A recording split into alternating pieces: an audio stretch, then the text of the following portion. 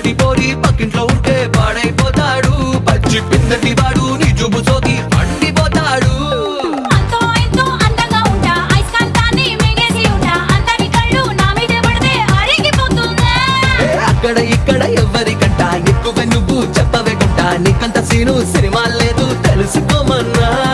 ఓలమ్మో ఈడెక్కడోడే నా నెత్తికెక్కి తైతక్కలాడే, ఏ మాట అన్నా వేడెక్కుతాడే, ఈడి జోలికెళ్తే ఇప్పు మోత మొగుడే.